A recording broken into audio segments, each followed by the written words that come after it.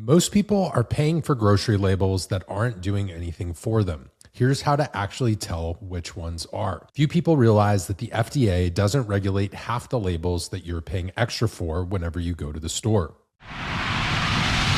Welcome to sammillerscience, where you're joining me nearly 2 decades into my personal journey to bridge the gap between macros, metabolism, muscle, and medicine. If you're joining me, thanks for trusting me to elevate your health and realize your true potential. Each week and inside every episode, I'll be sharing methods and models from my coaching journey and my personal experience, as well as the science that you need to achieve whatever specific goals you're working on in your life.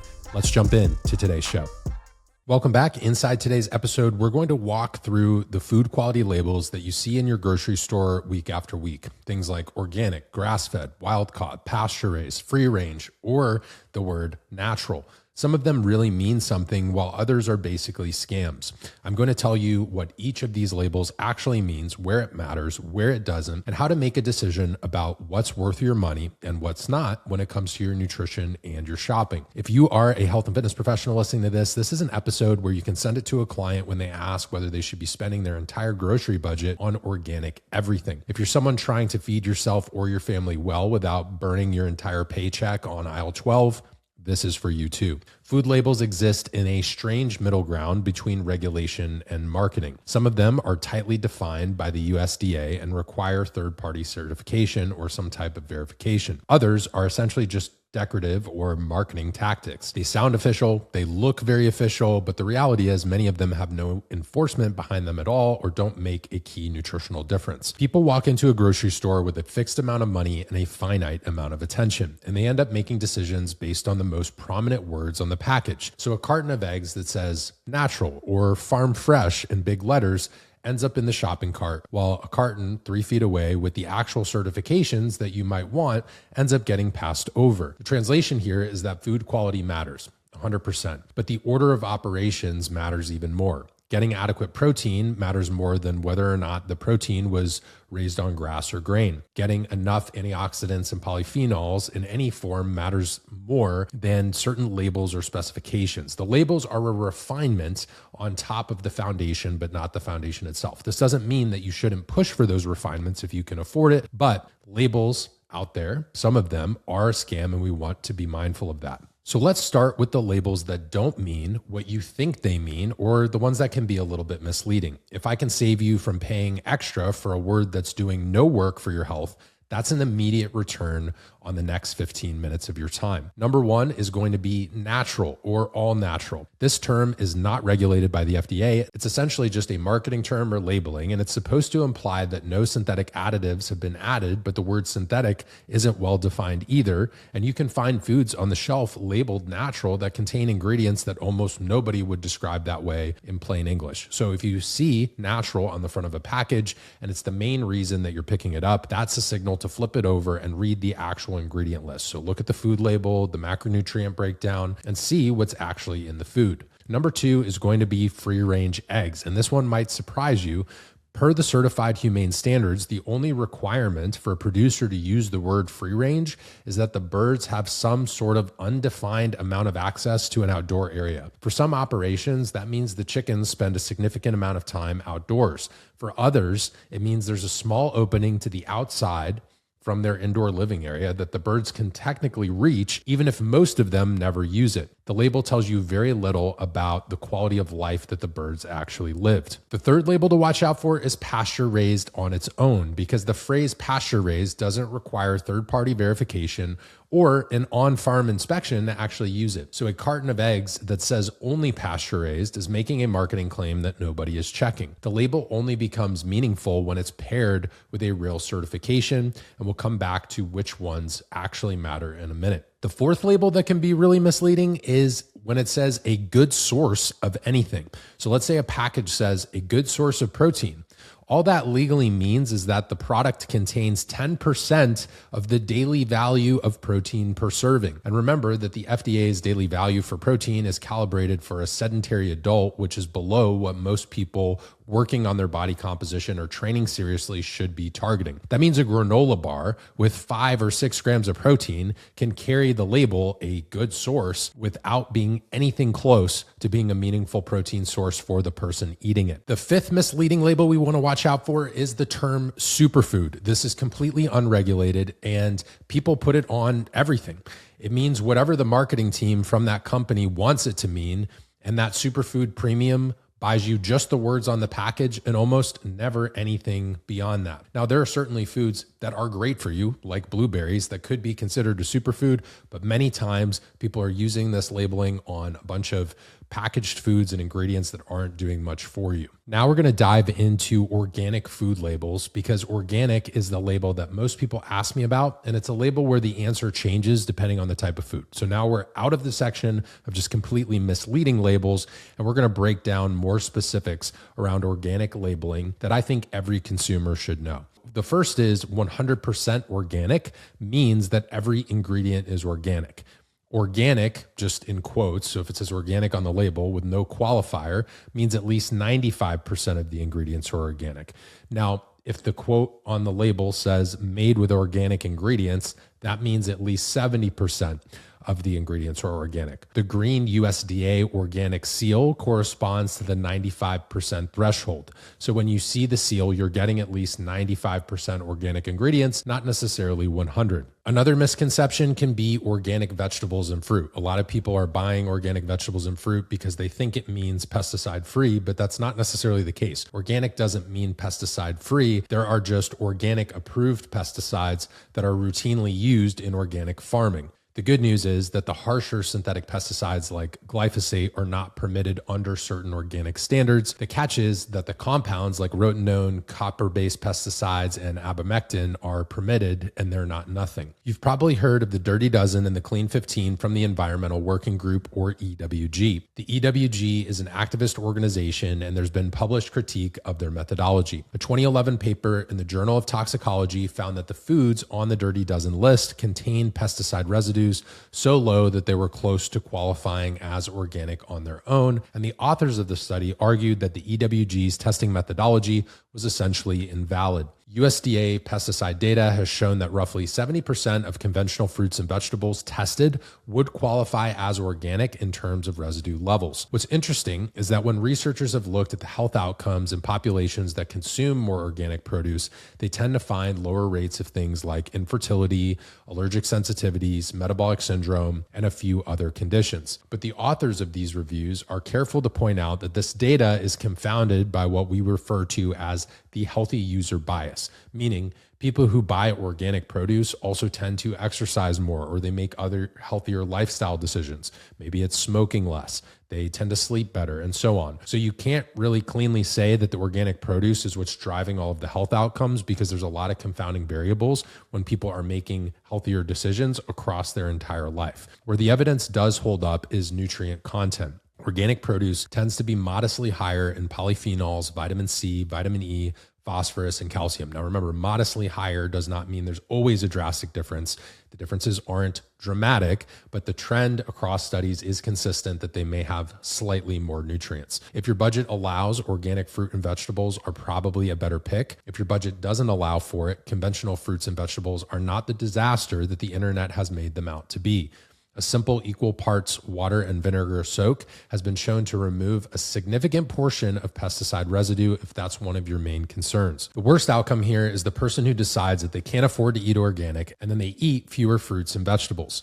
Eating conventional vegetables and fruit is significantly better than eating none of them at all, and that trade-off comes up more than a lot of people would like to admit. Now, there is one exception here. If you have a personal or family history of autoimmunity, I'd lean towards organic produce as a defensive measure, just because the pesticide exposure in question could be more meaningful to that population, especially if they have certain pre-existing gut issues and other aspects of their health that are going to be sensitive to those differences. For meat, organic means less than people assume. So when beef, poultry, or pork is labeled organic, what that requires is just that the animals were fed organic feed. So that could be like organic corn or something like that, or organic certified land, and maybe they had some access to the outside. The feed can still be something that the animal doesn't naturally eat. So organic fed beef could still be eating organic corn pellets in a feedlot for most of its life. And access to the outside is, again, a super broad term that could mean that they spend 10 minutes a day outside, or it could be several hours. It really depends on the facility. Since 2019, my team and I have specifically produced this show for listeners like you, people who care about health and who want to make a difference in the world, whether it's just for their own health and their family, or if you're actively working with others in their transformation. Producing this show has been something that my team and I have done and continue to put out best-in-class content specifically for you. If it's been enjoyable, entertaining, or helped you pass the time as you do chores, travel, or navigate daily life, the greatest compliment that you could give my team is a 5-star rating and review and sharing the show with someone else who's like-minded. Bringing those people back to the content and community is the greatest way that we can continue to share this work with the world. Unlike a lot of shows, you're not getting these product and supplement advertisements every 5 minutes, and we take the best-in-class research and data and bring it directly to you based on my clinical coaching experience and things that actually apply to the real world in digestible ways that make sense. And we translate these complex concepts so that they are immediately actionable and things you can put into practice in your daily life. If you enjoy the show, please consider sharing it or leaving a 5-star rating and review. My team and I appreciate it. Let's jump back into today's show. Organic alone is not a strong signal for the quality of meat. And we'll talk about grass-fed in a minute, which is much more useful in terms of an actual label for beef versus something like eggs or other foods. Certified humane has stricter requirements for living conditions. Organic eggs are eggs where organic matters most. So studies have compared eggs from hens raised under the combination of organic, certified humane, and genuinely pasture-raised conditions and have found significantly higher nutrient density. So this would be more zinc, vitamin A, vitamin E, calcium, magnesium, and meaningful better omega-3 to omega-6 ratio. This doesn't mean that conventional whole eggs don't have any nutrition to offer you. That's not the case at all. They do have some. These just have slightly more. If there's a place to spend the organic premium, eggs are probably it. The operational tell is if they have all three of these on the carton. If it has certified humane, pasture-raised, and organic. Any of those by itself can be a little bit loose, but if you have the three together, that's typically the sign that the birds are living the way that the marketing implies. Grass-fed is probably one of the most abused terms in the meat section because the word itself doesn't really require much. A producer can use grass-fed on packaging if the animal spent some portion of its life eating grass. So this could be a very small portion, or it could be like 98% of the time. The rest of the time, though, it could have been finished on grain. So even grass finished by itself can be murky depending on the producer's interpretation. The result is that you can pay a premium for grass-fed beef that in practice is not meaningfully different than conventional corn-fed beef. The label to look for is actually the American Grass-Fed Association certification. Their standards require that the animal was on a 100% grass diet from weaning to harvest, raised on a pasture without confinement, never given antibiotics or hormones, and raised on family farms rather than large industrial operations. The seal is green and round with the word American on the top and the word grass-fed on the bottom with stylized blades of grass in the middle. That seal would tell you that this is the label that you're looking for, and you can have more confidence in the degree to which the animal is grass-fed and actually spent time outside. A lot of people will ask, well, if the seal is on the package, how much does it actually matter in terms of your health? The differences are real, but they're pretty modest. I think some people blow it out of proportion in one direction. Other people downplay it too much. I kind of have a moderate stance on this. Grass-fed beef tends to be slightly leaner, somewhere in the range of 1 to 4 grams of less fat per 4-ounce serving. The saturated fat composition shifts slightly towards stearic acid, which has neutral effects on cholesterol and supports mitochondrial function. The omega-3 content is higher, but the absolute amounts are small enough that if you're eating beef a couple times per week, the difference is unlikely to move your overall omega-3 to omega-6 ratio in any meaningful way. Grass-fed beef fat does carry more precursors to vitamin A and vitamin E and more of the natural antioxidants like glutathione and superoxide dismutase. None of these differences are dramatic in isolation, but they are pretty consistent across the literature. The degree to which it matters for you probably depends on how much you eat beef. So if beef is a major part of your weekly diet, 5, 6, 7 times per week, those small differences will probably compound more, and the grass-fed premium may earn its keep. If you eat beef once or twice per week, the difference is more incremental instead of transformative. So a reasonable middle path is buy genuinely grass-fed when you can and conventional when you can't. And if you can, Opt to get your omega-3s from fatty fish. So the smash fish are great for this: salmon, mackerel, anchovies, sardine, and herring. So you can supplement with omega-3, or eating more fish is going to help with that. If you're eating very lean cuts of beef, remember that most of the nutritional difference between grass-fed and conventional lives in the dietary fat content. A lean grind or a lean cut is the place where conventional matters even less because it's so low in fat to begin with. Conventional beef isn't necessarily a problem food. The grass-fed premium you're buying is a modest set of incremental upgrades that compound when beef is a daily protein included in your diet, and matters much less if you're not eating it frequently or significant amounts. The next important section to talk about is fish, looking at wild caught versus farm raised. And wild caught is not always better, and we'll talk about where the evidence lands on this.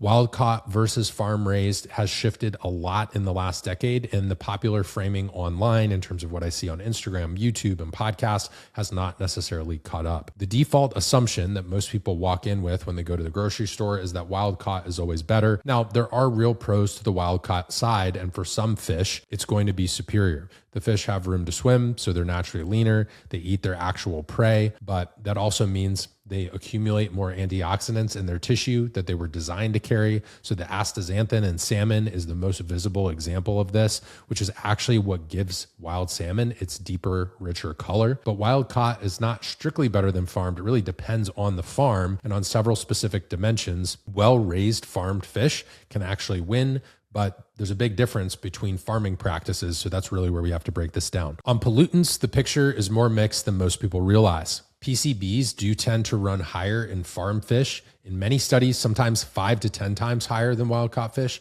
But mercury tends to run higher in wild caught fish, particularly in large predator species like tuna, swordfish, and king mackerel. Small fish like sardines and anchovies aren't really as much of a concern, but if you are consuming large wild-caught fish daily, mercury accumulation tends to become a real consideration. The pollutant story is closer to a wash than the marketing would suggest. And then on omega-3 content, farmed fish often carries more total omega-3s per serving because the total fat content is higher. But again, that's skewing the macronutrients and the calorie content in the food. If you were to eat more of the wild caught fish and get more fat in, you would consume more omega-3s. So that is easy to fix. And also most people who are prioritizing their health are supplementing with omega-3s. So overall, we need to look at the fact that many fisheries have been overfished and the ecological consequences extend beyond the species being targeted. I always buy a wild position has an environmental cost that most people don't price in when they're making those food decisions. On farm fish quality, the answer really depends on the farm because there are industrial farms with overcrowded conditions,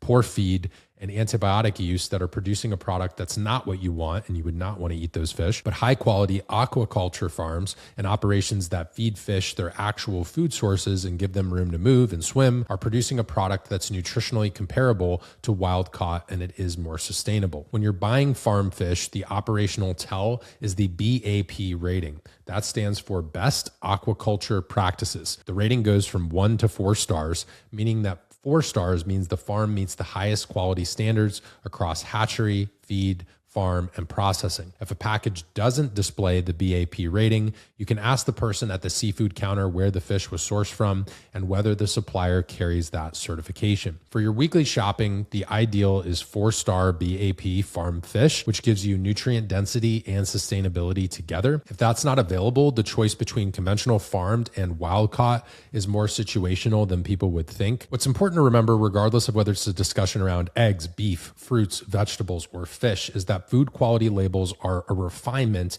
to your baseline nutrition. They're not the foundation. The single biggest dietary decisions in most people's lives happen outside of the labeling on any package. Getting enough protein, eating fruits and vegetables in any form at all, because so many people in the Western world do not consume fruits and vegetables or as much as they should. Matching calorie intake to whatever body composition goals people have. The labels matter, and some of them do matter quite a lot, but they live a layer up from what's going on your plate. So making sure you have proper portions and just getting vitamins, minerals, antioxidants, and polyphenols in the diet. Remember, eggs that carry that organic, certified, humane, pasture-raised logos together. The genuinely grass-fed beef with the American grass-fed seal is superior, especially when beef is a major part of the weekly diet. The 4-star BAP farmed fish is a better default than most people realize. And in some situations, you go wild caught if you don't have those certifications. And then for fruits and vegetables, remember, you can use that vinegar rinse as an acceptable fallback, but if you want to go ahead and upgrade to organic, certainly by all means,